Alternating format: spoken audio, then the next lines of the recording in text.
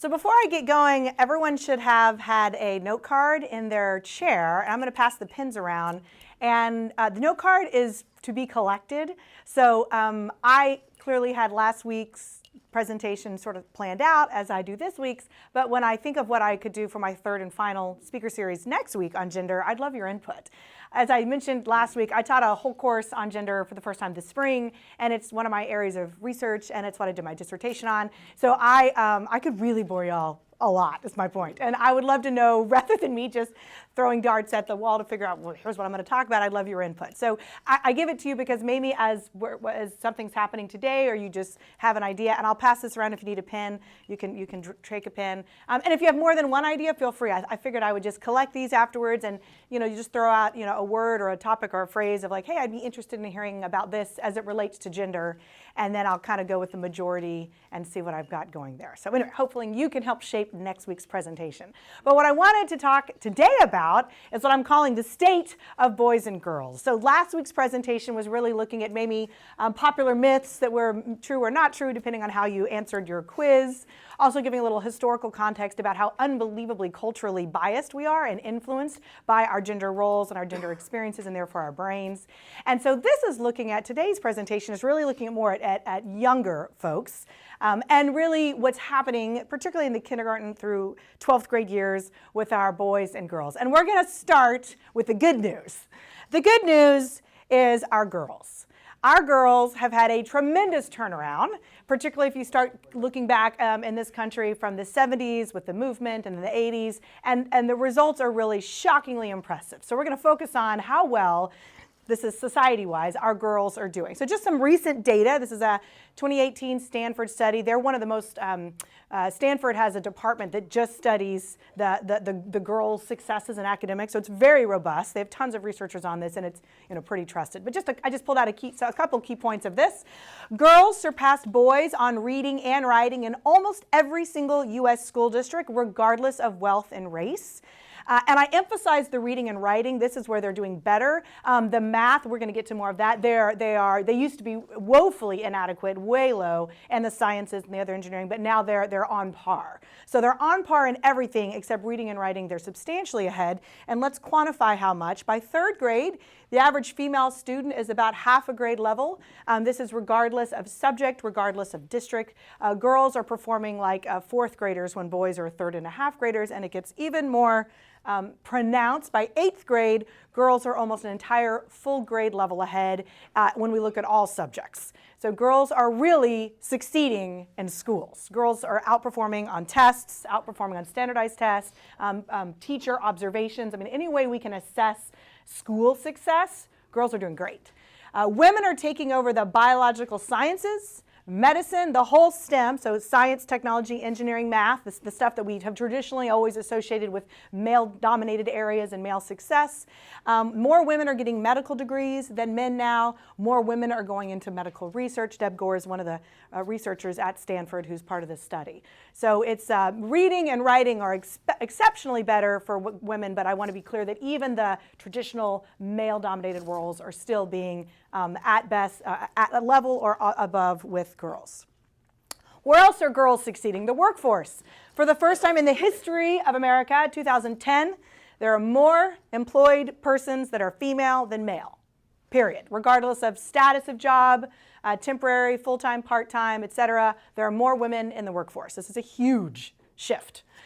So women are working more than men, and it's not that they're just doing the clerical work or that they're just doing the more traditional female roles. It is absolutely clear that women are still highly dominant in education, highly dominant in healthcare. That's not surprising, but in many areas that we don't think of it as there are more women managers, slightly more majority, and again, this is all a 2010 shift. So there's slightly more female managers in every field out there. And then even let's look at some of the fields that, again, we're like, well, surely not in all fields. Not in all fields, but in some that have traditionally been dominated by males. Women are now dominating accountants, bankers, insurance agents, more likely to be women. So these are not your low-level, low-paying jobs. These are also not even ones in healthcare and education, which are extremely dominated by females, but these are the ones where maybe are not as typical. So I think for some of us, and I know when I've done the research on this, but I really put it together for my spring course that I taught this in, when you put it all together, because it's all really just happened within the last 10 years, really, it's not the common perception out there. So I think for me, one of my first jobs is just to give the data updates. I think just knowing what's happening is a helpful point, so we can pat ourselves on the back for how well we've done at improving women's opportunities, little girls' abilities to feel confident that they could possibly do something in engineering, that they're not just going to be ostracized should they want to be a scientist. We've done great, America, world over, we've done great. A couple other data points. CEOs, so we still get a lot of the talk, yeah, but women don't make as much as men, and I hear these impassioned speeches at the Oscars, and they're just so misinformed, and it's a frustrating thing, because if you dig down into the data, absolutely there's still more males in higher power positions, right? So this is CEOs, but certainly we can look at Congress, political offices, you can look at other, whatever high level you want to, but what we're not examining is two things. One, clearly there's a correlation between age and of level of status at work, right? So you don't get that many 22-year-old CEOs, boy or girl, right? So it is a confounding experience when you try to just look at older folks. If you look at older generationally, say 55 to 70 in the workforce, as compared to what I'm comparing the data on, the younger folks in the workforce, you're going to get different data, because the impacts of the female emphasis in our country to succeed had not yet had a chance to play out.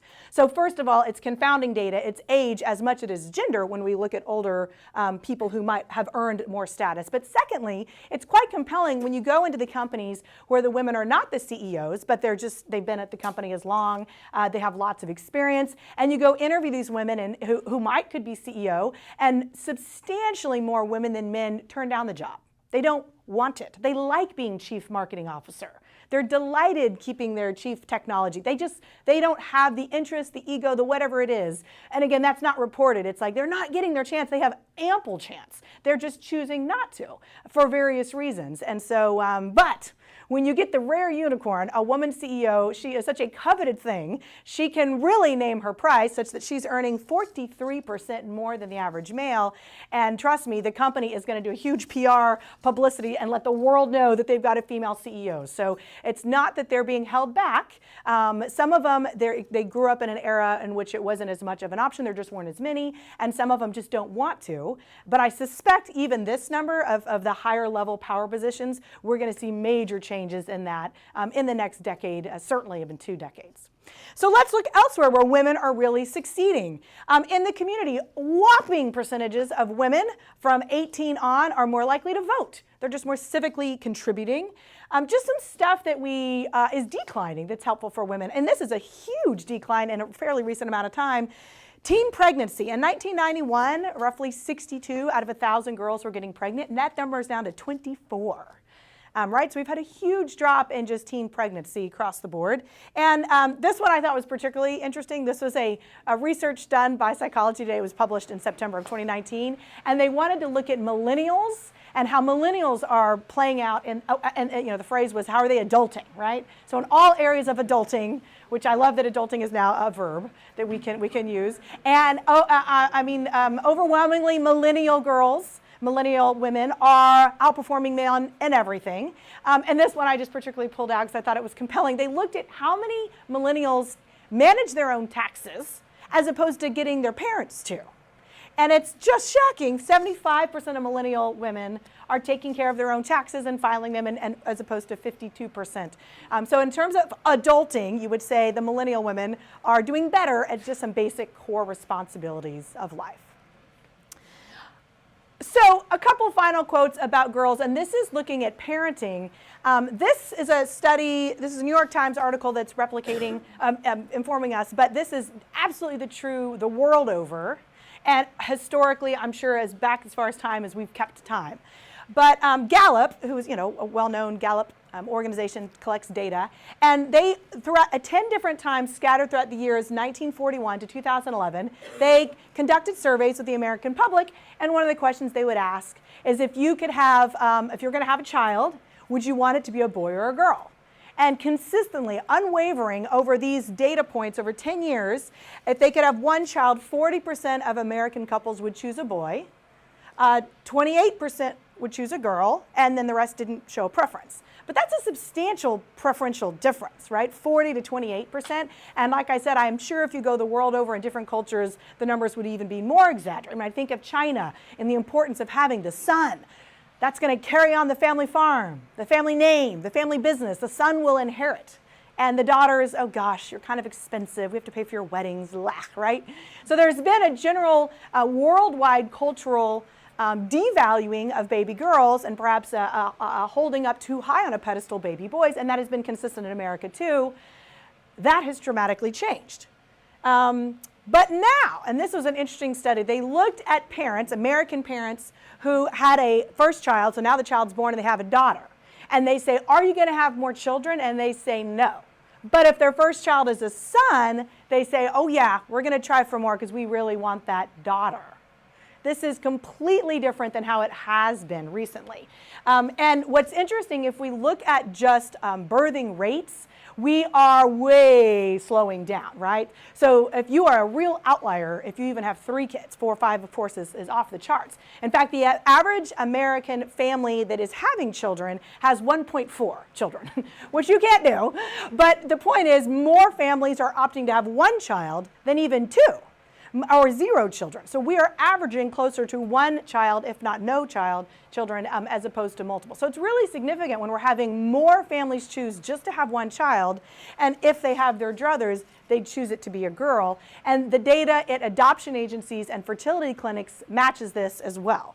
So fertility clinics, this is the 2012 article, is noting that if you have an option, as you can manipulate, what the gender of your child might be when you're doing some fertility, they have, for the first time, noticed that more parents would choose to put the sperm in and centrifuge it and pull out the sperm that is most likely to produce a girl than a boy. And equally at adoption agencies, for the first time ever, you're more likely to have people requesting a baby girl than boy.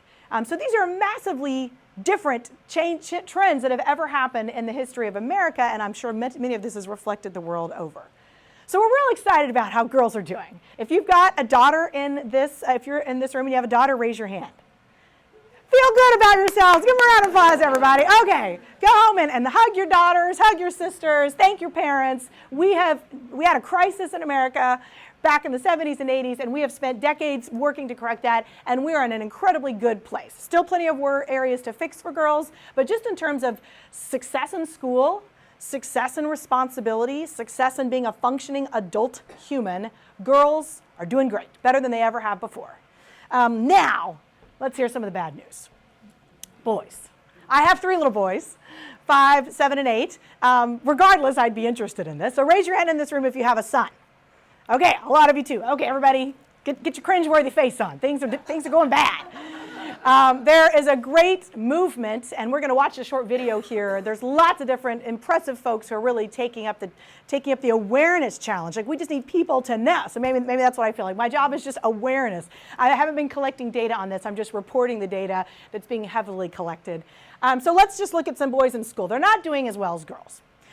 They receive 2/3 of all bad grades, D's and F's, but it's not even evenly distributed for the good grades. They're getting substantially fewer of the good grades and a lot of the bad grades. They are twice as likely to have a learning disability and need special attention in school. They also are 4 times as likely to be suspended or expelled, and they're really causing troubles in our school for our girls to learn. This is just some ratios. So we're going to look at how many females versus males even go to college and then graduate, and then even on the graduate degrees. And this is looking at every degree possible. As a college professor, at Concordia University, where I'm at, we have about a 65 to 35% ratio female to male, and that's within a couple percentage points of the average of every university in America. Boys are just not going to 4-year colleges, and they're not going to associate or technical degrees with much better rates either.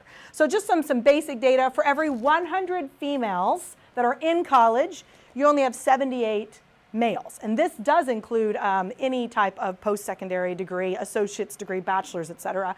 And then the numbers get a little bit worse when we look at graduation rates. So boys are dropping out more than girls. For every 100 female that has her bachelor's degree, only 75 males do. Now let's look at the graduate level. For every 100 females that get a master's degree, only 66 males do. And then the numbers get quite small of who even would be foolish enough to get a PhD. And when I finished my PhD, my dissertation advisor, you just went through the ringer and you did your oral defense. And he says, congratulations, you now have earned PhD, permanent head damage. I'm like, thank you, thank you. That's what it feels like. I don't feel at all smart. I feel like I've just been proven what an idiot I am. But anyway, the men are stepping up here, but there's such a small number of folks who are getting this anyway. For every 100 female getting a doctorate degree, we only have 91 males. And I'd already previously brought up the medical degrees, the medical research degrees, the science degrees. Women are also, just in sheer numbers, outperforming males there. So boys are just not going to school.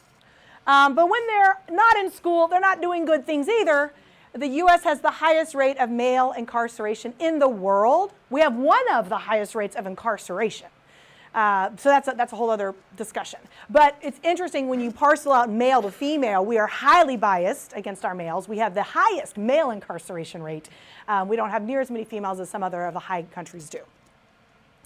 Males kill themselves 4 times more often than females. As I brought up in my last presentation, I think a lot of this goes back to our understanding, or I should say misunderstanding, of depression.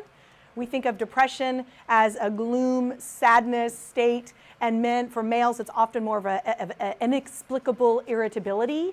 And typically when we look at how females handle anything bad, depression being one, any negative emotion, females tend to go inward and tend to beat themselves up. Males tend to go outward and make it difficult for everybody around them. It's kind of a simplistic way of viewing, but it's consistent with the data. Adolescent males are 6 times more likely to be victims of violence than females. So no doubt we should be drawing all the attention to the females who have been inappropriately touched, the females who have been inappropriately, but what we're not highlighting is how it is substantially more likely that a male, a young boy, has been a victim of violence. They're just not talking about it. They don't feel safe. They don't feel they can. They feel like they're going to be made fun of. We don't allow as many opportunities for the males to speak up, and thank goodness we're doing it more for the females. This data point is probably the most shocking and really awful, but it just really shows the contrast. So this is looking at your older teenagers. For kids, and this is an American sample, ages 15 to 19, for every 10 girls who die, overwhelmingly the number one reason they die is auto accidents. Second is suicide. Third is homicide. So if you think about auto accidents and who's going to make maybe good judgment calls when they're driving, if you think about suicide, we've talked about women feel more depression, but males act on, and then homicide overwhelmingly is dominated by males. So you add those 3 causes together, and you get the difference of 242, particularly in this scary age range, boy is dying compared to girls, predominantly because of auto, homicide, and suicide. It gets worse. Boys and disabilities. Boys are twice as likely to be labeled as emotionally disturbed and be diagnosed with a behavior disorder. This is according to clinical data that therapists keep and psychiatrists keep. The autism spectrum, which I'm fascinated by, I've been following the autism movement and what's come of it, and there's a lot of research on it. But one of the things that has absolutely not changed is how many more males get diagnosed with autism or somewhere on the autism spectrum. And now the numbers kind of keep creeping up, and now it's 1 in 42 of a boy. A little boy will be diagnosed with that. Even more strong are the percentages of boys that are getting diagnosed with ADD or ADHD. 1 in 11, but curiously, by those that are diagnosing up, 33%, roughly a third, come back later, and this is the medical professionals claiming they were misdiagnosed. This is the medical profession saying, I made a mistake, maybe they had this instead, oh, I just thought it was this. So we're being a little more nuanced, it seems, when we're diagnosing our females, and we're not messing up the diagnosis with, basically we see an energetic boy and we think, oh, that must be ADD, that must be ADHD, which is not an accurate understanding of what attention deficit disorder or attention deficit hyperactive disorder are. And so we're having the medical world recognize its own mistake in mislabeling, and yet the numbers are still extremely high. So now let's look at, okay, now that these boys are not doing so well in school, and they're not doing so well at home, they're not doing so well in their social life, What are they now doing in the workforce? Well, perhaps no surprise. And again, we're looking at younger males, but this is younger males are influencing this enough because the millennials is just a big population boom. But they're not working. Have y'all read, I love this book, J.D. Vance's Hillbilly Elegy book? So J.D. Vance wrote a wonderful book called Hillbilly Elegy, and it's autobiographical, and he grew up in Appalachia. And I think he really speaks to this, and he's got a wonderful mind, and he was kind of one of the few that was rescued from hillbilly Appalachia, and he has more racial implications, more so than gender implied in the book. But you can read his really compelling book and understand the gender issues, and even in his hillbilly community where a million things were going wrong, the girls were doing a little better than the boys, and as he talks about, like, just guys didn't work, they just didn't work. 1 in 5 adult male that could work is just not working right now. Some of this has to do with they've lost the jobs that they could have done. Specifically in the manufacturing workforce, we have gotten rid of 33% of those jobs in the last 15 years, so which totals 6 million jobs. So it was very common for males to dominate in the manufacturing world, and now that a third of those jobs aren't even available anymore, they've been surpassed by our technologies. That has displaced a lot of males. That's one of the major areas. But even if we look at other areas, they projected the 15 most common areas for growth of the future in jobs. Lots of them are in healthcare, as you might imagine. Lots of them are in some of the engineering. And even of those being the medical and the healthcare, only 2 of the 15 that are projected to grow are males dominating in right now. And those 2 are janitorial services and computer engineering. The other 13 women are already have the strong foothold in.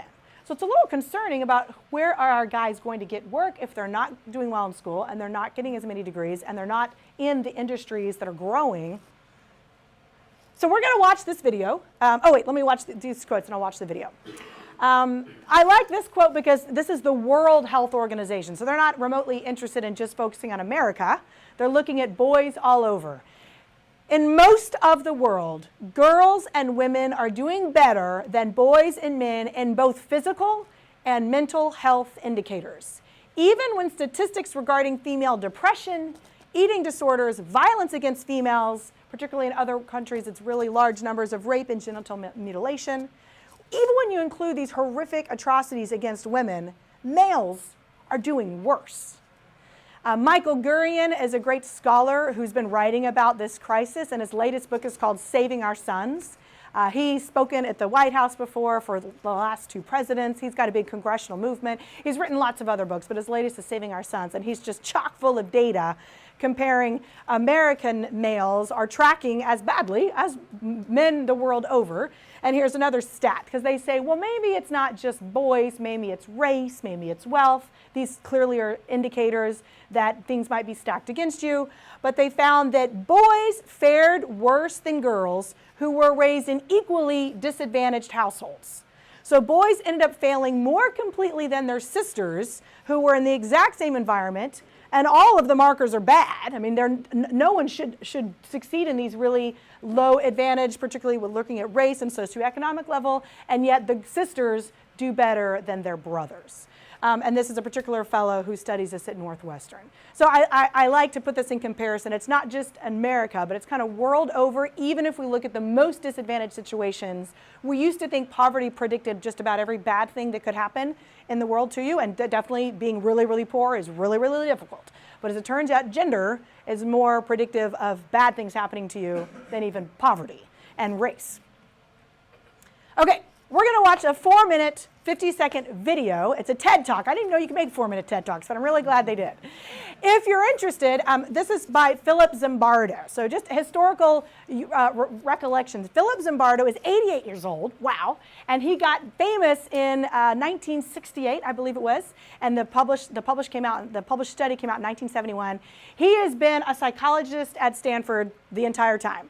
And in 1968, he did the famous prison experiment.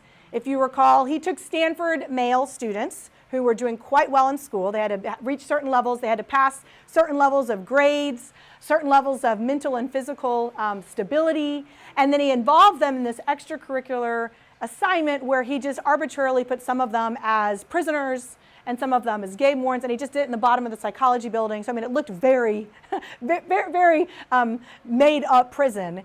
And then he videoed this, and they did it for like 3 days, and he actually had to call the experiment off early because how unbelievable, true to their role, particularly the game warden, the jail prison masters came. So have you raised your hand if you've heard of this study before? Okay, so that was Zimbardo. And that was just the first thing that put Zimbardo on the map. Now Zimbardo, in his trailing years, is really taken on the cause to be ringing the alarm bells for what's happening with our young men. So he's one of the most respected psychologists, certainly in America. He's been this way for decades. And he has several longer TED Talks that I encourage you, if you're interested, to watch. But we're going to watch this one mainly because it's short and it kind of just hits on the highlights. It's called The Demise of Guys. And then I intentionally am going to leave us more time than I did last time based on what I've been presenting, and he's going to kind of summarize a little bit of it and add some more flavor. Then I'm going to have us break into a series of discussion questions because I don't think it's ever fun to just leave a presentation feeling like, oh my God, it's the worst day ever. I came to Sunday school and church to get inspired and I just want to go to bed. We in this room are going to work on some antidotes to this situation. And we're going to remind ourselves the girls are in great shape. So watch this video and know that you're going to then share some thoughts.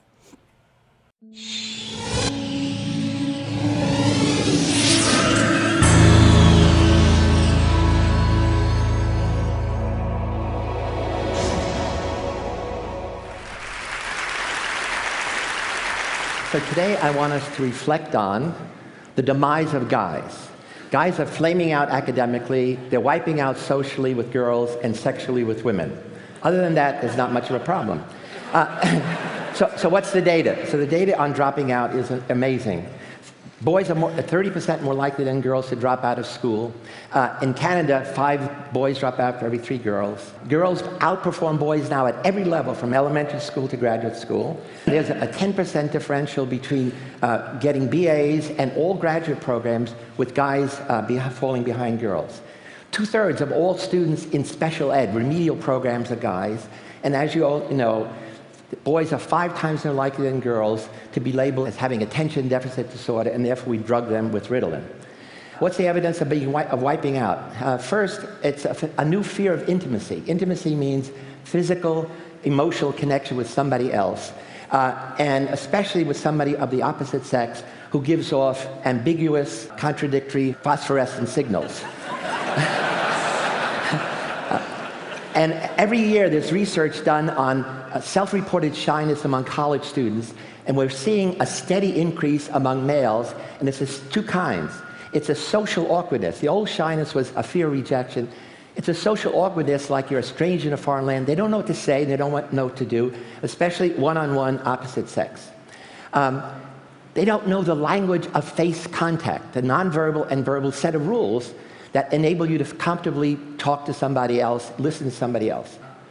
There's something I'm developing a theory called social intensity syndrome, which tries to account for why guys really prefer male bonding over female mating. And it turns out from earliest childhood, boys and then men prefer the company of guys, physical company. And there's actually a cortical arousal we're looking at, because guys have been with guys in teams, in clubs, in gangs, in fraternities, especially in the military, and then in pubs. And this peaks at Super Bowl Sunday, when guys would rather be in a bar with strangers watching a totally overdressed Aaron Rodgers of the Green Bay Packers rather than Jennifer Lopez totally naked in their bedroom. The problem is they now prefer asynchronistic internet world to the spontaneous interaction in social relationships. What are the causes? Well, it's an unintended consequence. I think it's excessive internet use in general, excessive video gaming, excessive new access to pornography. The problem is these are arousal addictions. Drug addiction, you simply want more. Arousal addiction, you want different. Drugs, you want more of the same, different. So you need the novelty, you need the arousal, you need to be sustained. And the problem is the industry is supplying it. Jane McGonigal told us last year that by the time a boy is 21, he's played 10,000 hours of video games, most of that in isolation. As you remember, Cindy Gallup said boys don't know the difference between making love, men between making love and doing porn. The average boy now watches 50 porn video clips a week. And there's some guy watching 100, obviously. And the porn industry is the fastest growing industry in America, 15 billion annually. For every 400 movies made in Hollywood, there are 11,000 now made porn videos. So the effects very quickly is, it's a new kind of arousal. Boys' brains are being digitally rewired in a totally new way for change, novelty, excitement, and constant arousal. That means they're totally out of sync in traditional classes, which are analog, static, and interactively passive. They're also totally out of sync in romantic relationships, which build gradually and subtly. So what's the solution? It's not my job. I'm here to alarm. It's your job to calm. But who should care? The only people who should care about this is parents of boys and girls, educators, gamers, filmmakers, and women who would like a real man who they can talk to, who can dance, who can make love slowly, and contribute to the evolutionary pressures to keep our species above banana slugs. No offense to banana slug owners. Thank you.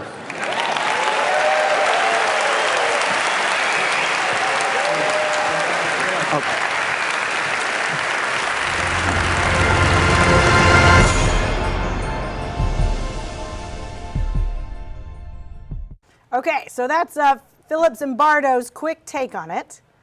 Like I said, he's got, he mirrored a lot of the data I said, but he also brought in, he really studies a lot on the effects of pornography and the internet. He really studies attention and addictive traits, and he's finding that males are having a much harder time in this ever-adapting world, as he talks about. Females still are rooted more in conversational skills and being able to build relationships, which segues nicely with what I talked about last week. Okay, so the summary is girls are doing pretty darn good in most markers. Boys are not doing as good in most markers, but let's not just sit there and be sad about it. I've got 3 questions, and I thought the first 2 are a little more general, and so I'm going to leave it just for the group. And so I'm going to put it up there, and if you've got an idea, I'd love to hear we all would love to hear your comment. And then I'll do the same thing with the second. But for the third question, it's a little more in-depth, and I'm going to then put us in small groups and have you really pack out some good solutions, and then we'll share those. All the while, keep in mind you've got your note card, and if anything strikes you as something you would like for me to further discuss in next Sunday's session, I'd love your input so you can help shape my content. So question number 1, and this is just something I've thought about. We've had this 30-year effort to improve the options for females, both in their gender roles, as well in their employment, as well as in their confidence. And we've had tremendous success for most of us in this area. So my question is, do you believe we can use those same strategies that have worked so well to the success of girls? Can we just use those same strategies and now focus them on our boys? Do you think the same strategies would work? Why or why not? There is no wrong answer. Your opinions are all valid. I'm not even sure I actually know what the strategies are that we're using. And I don't know if I could summarize them, but I can think, because there's so many, right? So, first is I would say a general awareness. We've shifted how we do school, right? So it's been, think about just how many girls-only schools there are. So there's been this emphasis that girls don't need to have boys in their school. It's distracting. Let's just have girls' schools alone. Girl power, lots of girls' statements of, you are huge emphasis on females, both just in financial grants, as well as time and attention given to the science, technologies, engineering, and math. Just to meet, it's not that you have some quantitative deficiency in your brain. It's just you don't see any role models in it. You don't know anyone that's doing it. You don't see of careers. So it's really overriding those kind of just trajectories that just weren't even options. It's really celebrating the female successes, protecting them when it comes to the things that have been problematic, the violence, the pregnancies, the sort of being outed, giving scholarships to females. And so I can think of there's so many things that we have done to say we have not been treating our women the same way we've been treating our men, at least in America, and we should correct for that. So on a government level, media attention level, parenting level, church level, I think it's been a multifaceted approach. And I'm glad you brought up specifically, I don't know if you're in Eames School District, but really first of all, being in the city of Austin, but even on the west side of Austin, we're not experiencing a normal range of boy failure. We are in the upper levels of success of boys over here, and even at our school districts, they're not doing as well. So I think we perhaps, and at least our elementary school makes an effort to have the wiggle chairs, and so there is an effort, and this is just so you know, it's not a common experience if you were to average out American school system. So it's very much more traditional, like you were indicating. Any other comment on this? Yeah. I agree. I think it was easy enough to pit the boys against the girls when the girls were failing so tremendously, or not failing, just sort of not being given opportunities to succeed. So it's easy to be like, well, we just, poor girls, the boys have taken all, and we pitted it boy against girl. And I don't think keeping the race like that, the horse race, is going to help anyone, because we don't want anything bad happening to the girls. We don't have to do one or the other. Do you think it was consciously pitting the boys against the girls? I think the feminist movement hurt a bit in that way, because yes, not everybody, but I think a lot of it was, we women don't succeed until we're above you guys, till we're making more money, till we're free. So yeah, I think there was definitely an effort to, my definition of success is your failure. The ones that were heavily alluded to in terms of, I don't know if you're talking about like organized extracurricular, but in this particular, they're looking at internet use, so just video gaming for fun, that kind of stuff. And that's all of it is documented, but the internet use, what you do with the internet when you're not doing something you have to be doing with it for school or for work, and you're just choosing to be on the internet, what are you doing with your time, is heavily documented and very gendered. Yes. Right? I mean, at some reason, we thought one of the reasons women weren't doing any of the science, technology, engineering, and math, because there were no women in it. They saw no role models. They didn't have any. And now, if we realize fatherlessness is a whole other topic that I do research on. But when young boys don't have any male, they don't have a dad, they don't have a father figure, and they don't have any males in the elementary schools. There are just so few male teachers. I mean, maybe they just don't have any role models of what anyone is doing. That they have regular access to learn about succeeding. For the interest of time, let me actually switch to the last question, and it can pull in the second one if you want, because what I want us to do is to think about what solutions can we suggest to correct for the demise of guys. So what I want you to do is you just pull into groups that are near you, that it's a comfortable space, 2, 3, 4 people, and pick any one of these categories. Maybe you all pick the same, that's fine, but family, school, government, or media. And if you want to connect it to the excessive internet use and how that might be mitigated in your solution. And then I want one representative of each group to stand and just in one sentence tell me the solution. So you're going to pick an area and you're going to stand up and say, I think we could do this. And you've got 5 minutes.